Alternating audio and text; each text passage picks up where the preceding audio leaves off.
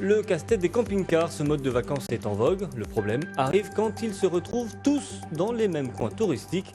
Nous verrons cela en Seine-Maritime.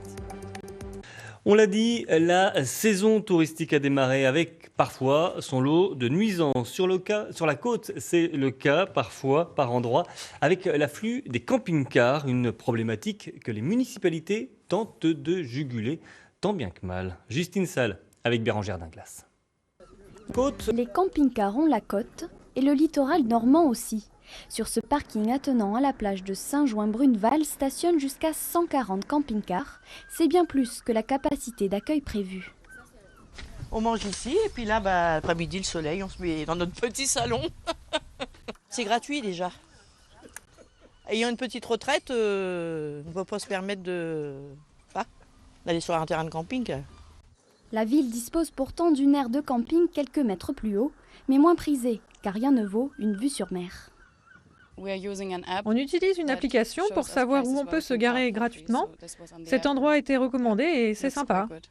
Certains restent le temps d'une nuit, d'autres s'installent pour plusieurs semaines. Le tout sans débourser 1 euro. Ils utilisent les équipements de la plage, donc ça c'est une difficulté puisque en fait nous on a une plage qui est dimensionnée pour les touristes et pour les piétons. Et donc évidemment quand on vient faire son plein d'eau ou qu'on vient vider sa caissette de camping-car, ça pose quelques difficultés. Nuisances nocturnes, stationnement sur propriété privée.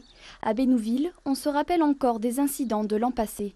C'est ainsi que 13 communes autour d'Étretat se sont associées pour gérer l'afflux de touristes.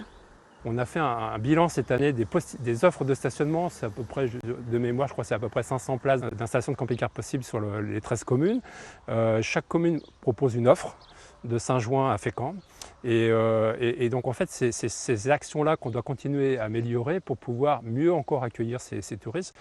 Ici, un agriculteur a mis à disposition une partie de son terrain pour accueillir des véhicules la journée.